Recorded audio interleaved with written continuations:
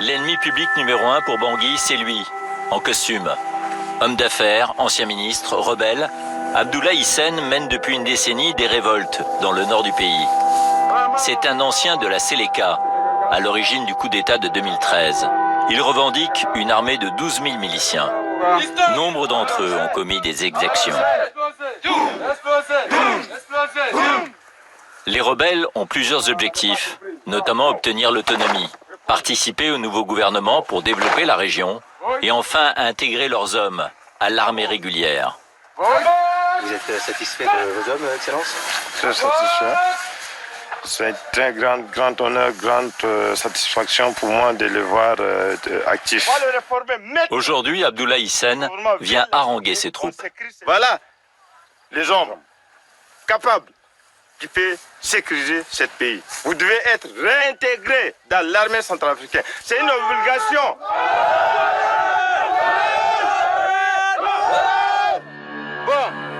Le chef rebelle promet aux 120 miliciens du camp qu'ils vont tous intégrer l'armée régulière quand le pouvoir central aura accepté leurs revendications. Cela fait une douzaine d'années qu'il y a des pourparlers, mais les accords de paix capotent les uns après les autres.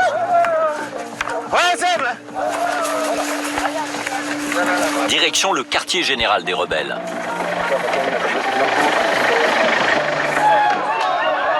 Il est situé en pleine brousse, à Birao, une ville de 10 000 habitants.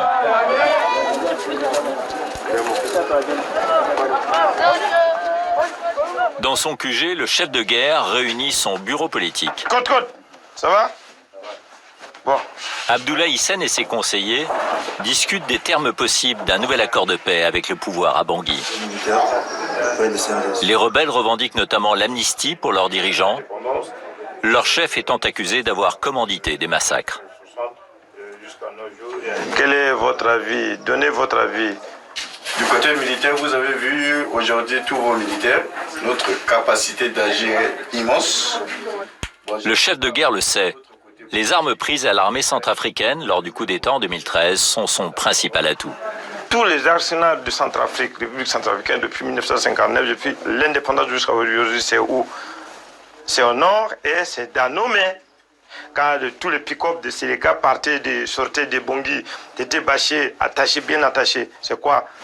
C'était des armes et des munitions qui partaient. Et les gens applaudissaient. Oh, merci à l'Ouagouaï. Applaudissaient. Ils disaient merci, ils sont partis. Partez chez vous. Nous, on ne se cache pas, nous sommes là, armés jusqu'aux dents. Armés jusqu'aux dents, mais dans le camp, les miliciens vivent dans des conditions spartiates. Il n'y a ici ni eau courante, ni électricité, comme d'ailleurs dans une grande partie du pays. Mais dans le nord, ce sentiment d'abandon s'est mué en rébellion. Abdoulaye Hissène a changé de tenue. C'est en chef militaire qu'il s'affiche. Il tient à nous montrer les conséquences de l'absence d'État à Birao. Premier arrêt, l'hôpital, le seul digne de ce nom dans cette province, grande comme la Suisse. C'est le plus grand hôpital de la région. Et pourtant, il n'y a que 4 salles de consultation et un seul médecin.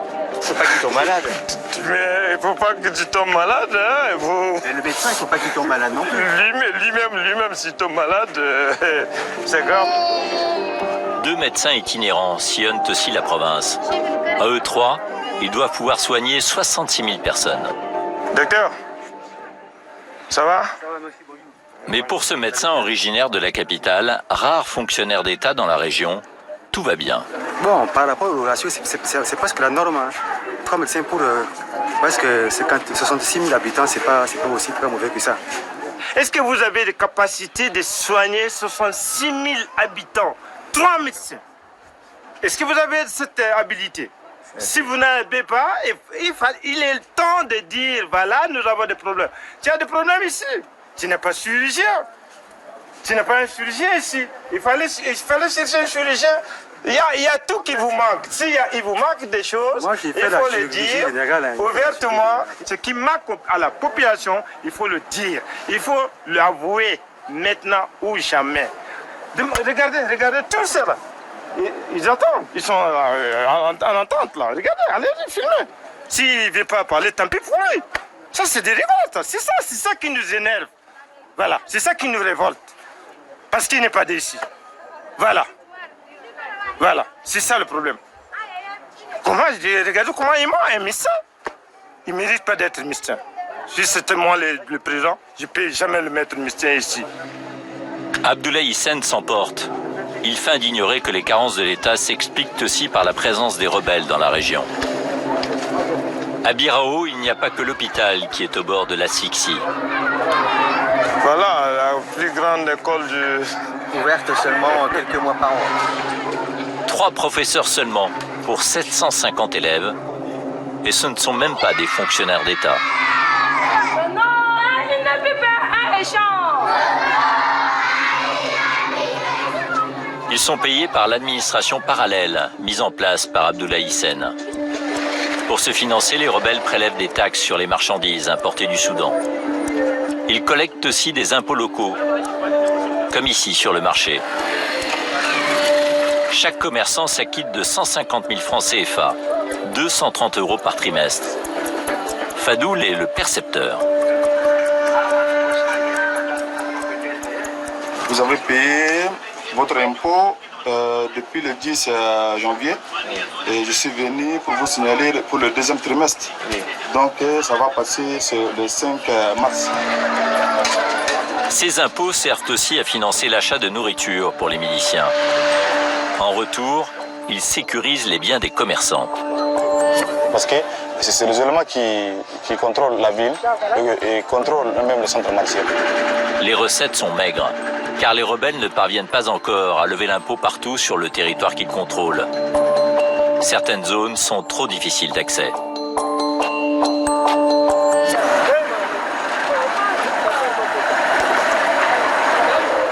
Et pourtant, elles regorgent de richesses.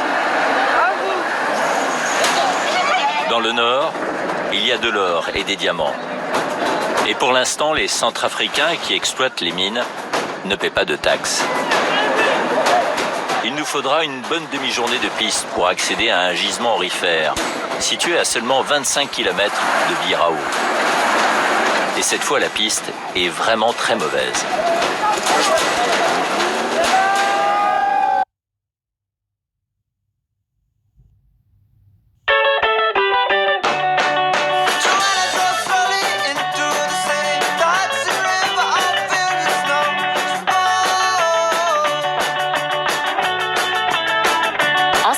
Profitez de la fibre de SFR à seulement 20 € par mois pendant un an, puis 38 €. SFR, enjoy. Bonjour. Il y a des tests de dégustation. Ils sont faits sur un panel de consommateurs. Donc ils font des dégustations à l'aveugle, ils savent pas ce qu'ils dégustent. Et on se rend compte à la fin de la dégustation que c'est toujours le bœuf label rouge. Le bœuf label rouge qui est nettement en tête. Et donc ça c'est fait tous les ans. Donc ça revient vite. Donc on a une vraie crédibilité, tout ce que font les gars notamment depuis des années. Vous avez un organisme certificateur qui contrôle derrière tous les opérateurs de la filière. Jusque nous, en tant qu'administratif au bureau, on est contrôlé dans nos bureaux.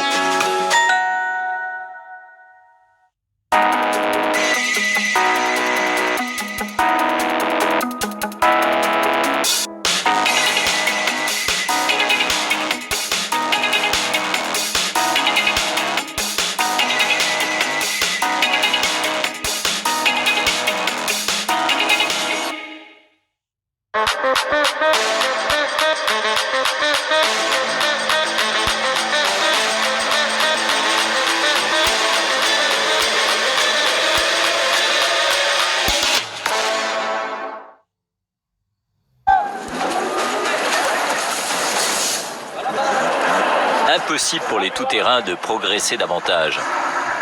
Nous insistons pour continuer la route. À moto cette fois. Noté, terminé. Bon, je vais prendre une moto alors? Oui, il y a une moto tout de suite qui arrive. C'est encore Albert, un membre historique de la rébellion, qui nous emmène à la mine. Tiens-toi bien, on accélère. Après une demi-heure de slalom entre les arbres, nous arrivons enfin au camp de Gordil. Une centaine d'orpailleurs et leurs familles vivent dans ce campement installé au milieu de la forêt. À Gordil, on trouve une épicerie, un hôtel et une boutique de vêtements. Un pantalon comme ça coûte combien? 3 000. 3 000 francs. On trouve aussi un boucher qui propose du phacochère. Mais le centre du camp, c'est le bistrot. C'est ici que chaque matin, avant de partir à la mine, les orpailleurs se retrouvent pour discuter des découvertes de la veille. Du moins jusqu'à notre arrivée. Il n'y a pas d'or. Il n'y a pas d'or ici? Un peu. Il y a de l'or ou il n'y a que des... Il y a de l'or, un peu. Un peu, seulement un peu. À Gordil, comme au Far West à l'époque de la ruée vers l'or, les orpailleurs ont tendance à minorer leurs gains. Pourtant, vu les prix des biens de consommation courante, les affaires semblent plutôt florissantes. C'est combien un café? 500 francs. 500 francs. Soit 80 centimes d'euros. Non, je n'ai pas de change sur ton gros billet. Va acheter des choses et tu me trouves de la petite monnaie. Quoi? Tu veux me montrer que tu as beaucoup de blé? Mais moi aussi j'ai beaucoup d'argent. Tenancier du seul café du village, Ousmane est aussi orpailleur. Après le départ des derniers clients, il ferme son établissement et se rend sur son filon d'or. Allez, on va bosser. On va chercher de l'or. Ce n'est plus très loin. Ça monte ici. C'est devant, c'est devant. Là, vas-y, passe, c'est ça. La zone qu'Ousmane exploite pour rechercher de l'or est localisée dans le lit de la rivière.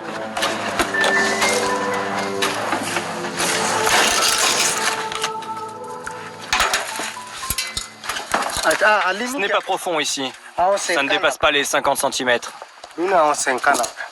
Peu profond, mais glissant.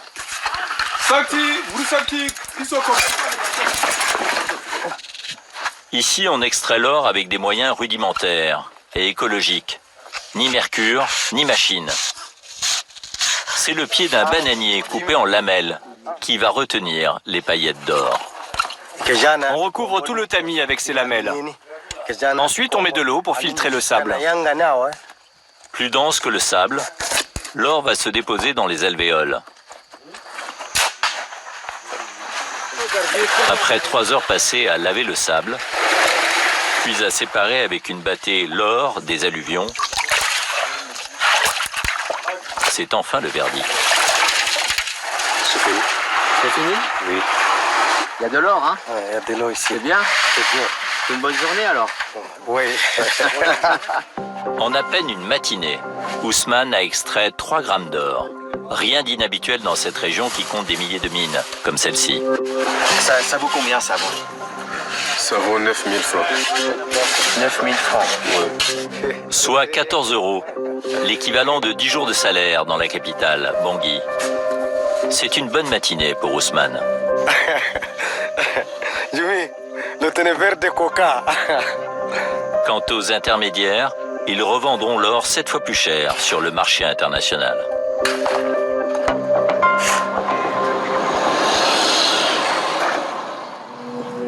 Retour à Birao. Nous sommes cette fois dans la maison du sultan Mohamed, la véritable autorité de cette ville. Faute de tribunal d'État, c'est lui le garant de la justice dans la province. Pour faire respecter la loi, il s'appuie sur une cour composée de juges coutumiers. Le chef rebelle ne peut pas tout régler par les armes. Il sait qu'il a besoin de caution morale, comme ce sultan, pour gérer la région. Votre Majesté, bonjour. Comment ça va? À 170 km de Birao, 2 familles sont engagées dans une vendetta. Et vu que l'ONU n'intervient pas, c'est au sultan que le chef de guerre demande de l'aide, pour casser cette fois la spirale de la violence qui menace d'embraser la ville. C'est pourquoi on est venu vous voir, Votre Majesté. Et pour le sultan, il y a en effet urgence. Il ne faut pas qu'on les laisse comme ça. Il faut les réunir tous et leur donner des consignes fermes. Sinon, ça va créer des problèmes. Ok, Sultan. Véhicules, bagages, réserve d'essence et surtout la prière, censée protéger les voyageurs pendant tout le périple.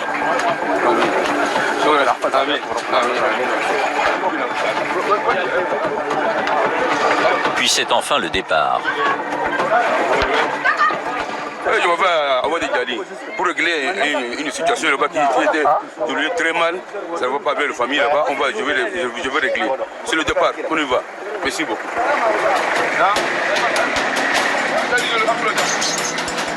Pendant tout le voyage, la voiture de la délégation va être escortée par un convoi des rebelles.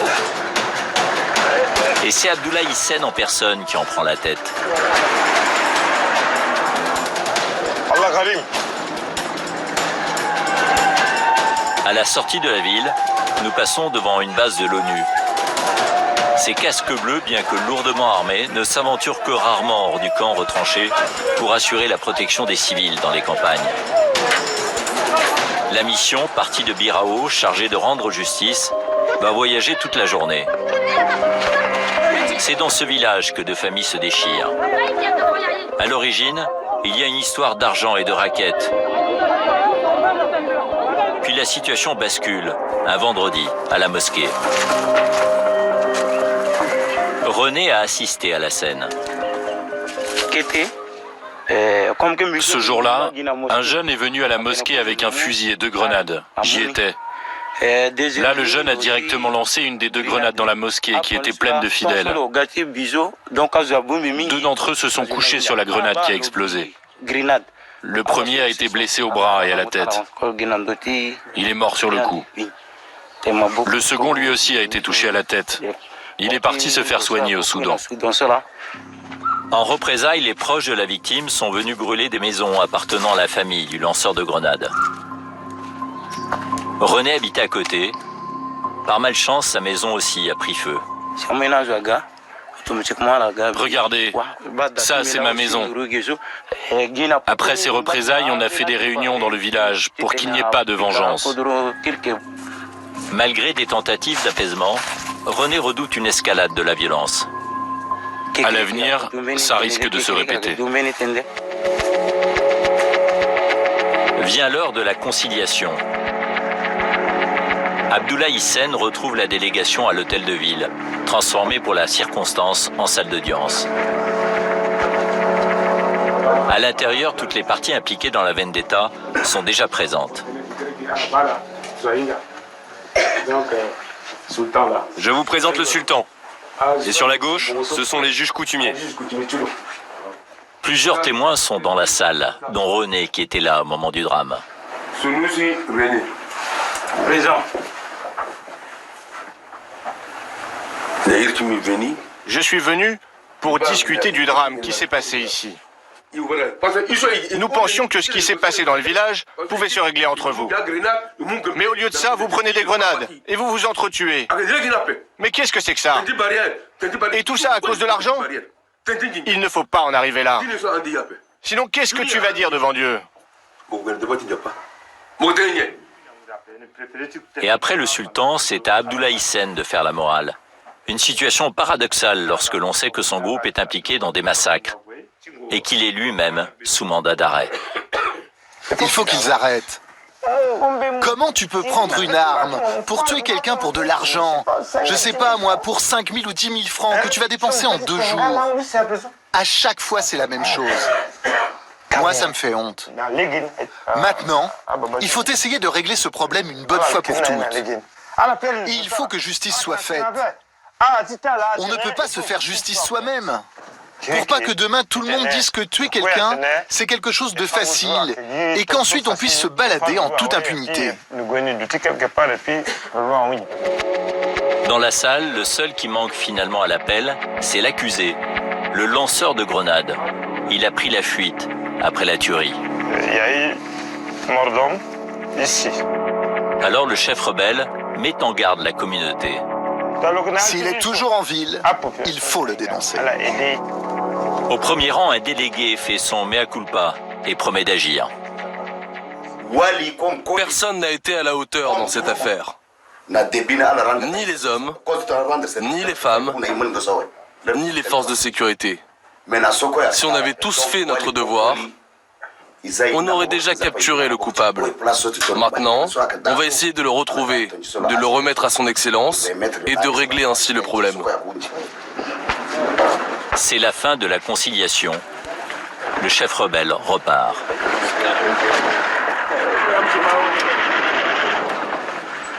Quelques heures plus tard, alors que nous sommes restés avec Albert, nous entendons au loin un hélicoptère. Aucun appareil ne se pose généralement ici. Albert est inquiet.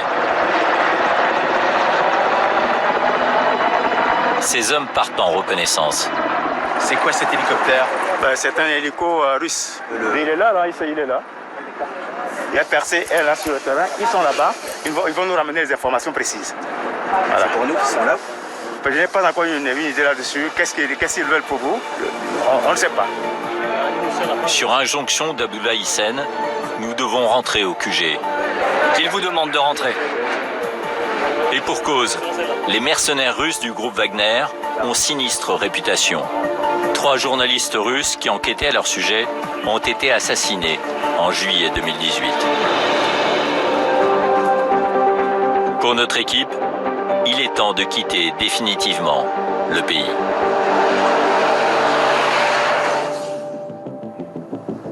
Depuis la fin de notre tournage, la situation reste mouvementée en République centrafricaine. Si Birao n'est plus aux mains du FPRC, le climat sur place reste tendu, même si l'ONU tente de sécuriser la ville. Depuis février 2019 et les accords de Khartoum, certains membres du FPRC ont rejoint les FACA, l'armée régulière, d'autres le gouvernement. Abdullah Hissène est reparti en brousse et poursuit son combat, même si sa milice est désormais divisée. Dans la capitale, le général Force, qui contrôlait PK5, a succombé à une longue maladie en juin 2019. Le quartier est plus calme, mais les milices d'autodéfense sévissent encore, surtout la nuit. Quant aux Russes, ils occupent toujours des postes clés dans le proche entourage du président Touadéra. Nous poursuivons notre enquête en République centrafricaine en nous rendant dans la capitale du pays, Bangui. Le gouvernement essaie d'y récupérer un peu d'autorité, notamment en organisant des patrouilles conjointes avec l'ONU et les forces de police locales. Nous avons rendez-vous au commissariat de PK5, un quartier qui semble aujourd'hui apaisé. Oui, c'est à vous de choisir un des secteurs. Ils patrouillent à 2 ou 3 voitures, par groupe de 10 environ. Cette patrouille mixte, elle se fait tous les jours? Tous les jours. Ouais, tous les jours. De lundi au lundi. D'accord. Et l'idée, c'est quoi? C'est d'aller à la pêche au renseignement, de donner un sentiment de sécurité? L'idée, c'est pas d'aller au renseignement, l'idée, c'est de rassurer la population. Le gouvernement a décidé qu'on vient être avec la population, rassurer la population et leur dire la bonne nouvelle, qu'on est avec eux. Qu'est-ce qui se passe là? Ces gens qui sont là, c'est des militaires. Là, c'est le recrutement pour les FACA. Pour les FACA, oui. Ah. Non, là, c'est dans chaque arrondissement de Bangui et dans les provinces. Donc d'abord, les gens viennent déposer leur dossier et pour éviter que les gens se bousculent, on les sensibilise, on les met par terre pour qu'ils viennent au fur et à mesure pour déposer leur dossier. Nous quittons le commissariat. Nous commençons notre patrouille par un slalom dans les rues bondées de PK5. Les blindés doivent se faufiler au milieu de l'agitation. Beaucoup d'habitants de Bangui ne viennent pas ici. D'ailleurs, on a vu tout à l'heure des taxis qui déposaient leurs clients aux limites de ce quartier. Ils n'osent pas rentrer ici. Alors, il y a eu de nombreuses échauffourées depuis des années ici à PK5, ce quartier qui est celui de tous les trafics, de tous les commerces, de tous les trafics, parce que c'est ici que sont écoulés l'essentiel des produits de contrebande venant notamment du Tchad, du Soudan et de République démocratique du Congo. C'est une première pour les habitants de voir ces soldats circuler parmi eux depuis les affrontements armés de la fin de l'année 2019. La démonstration de force est bien rodée et le gouvernement a à cœur de montrer sa puissance et son retour sur le terrain. Pendant longtemps, les forces armées ne mettaient pas les pieds ici à PK5. Non, mais ils mettaient les pieds, mais pour mieux gérer la crise, Il est souhaitable qu'il y a vraiment que le gouvernement puisse arriver ici. Une réponse un peu gênée, et quand on creuse sur les sujets sensibles... Parce que c'est ici qu'arrivent les produits de contrebande de l'étranger, notamment. Bon, je ne sais pas où ce que je... Parce que là, je ne suis pas... Un petit. Notre interlocuteur change de sujet. Le fait qu'il ne réponde pas, c'est déjà intéressant. Car en réalité, c'est une véritable opération de communication qui se déroule sous nos yeux. Mais cette démonstration de force pêche par la qualité du matériel. Car au bout de quelques mètres, à peine, c'est la panne.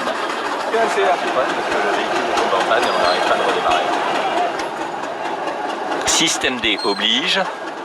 Ah non, il le pousse. En fait, on est en train d'être poussé par un véhicule d'avant blindé de l'ONU.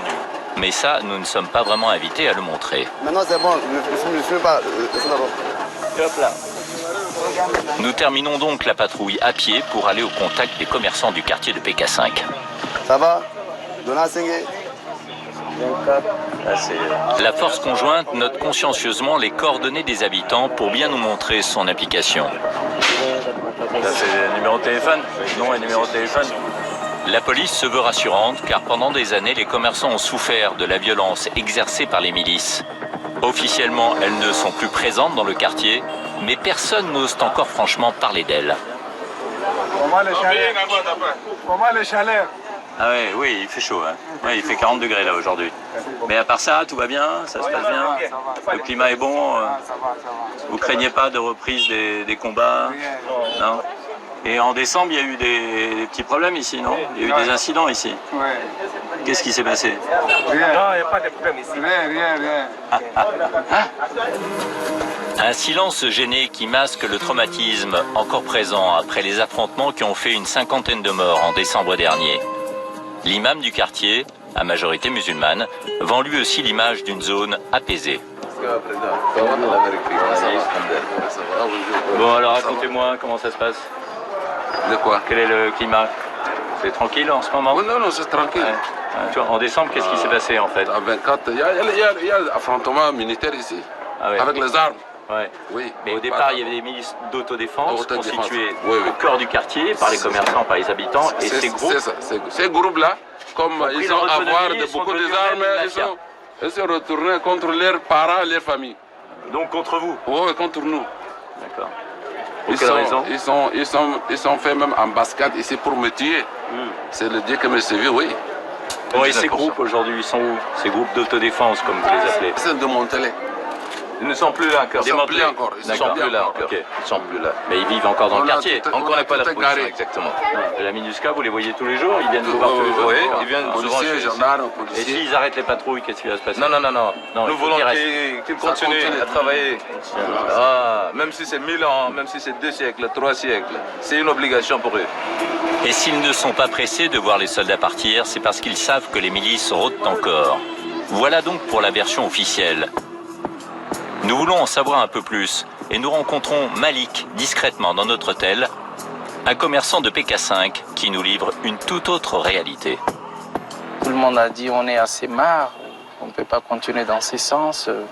Chaque fin du mois, ils faisaient des taxations illégales dans les différents magasins. Donc chaque magasin doit donner 10 000 francs, 5 000 francs par petit magasin, 10 000 francs par grand magasin. C'est du racket.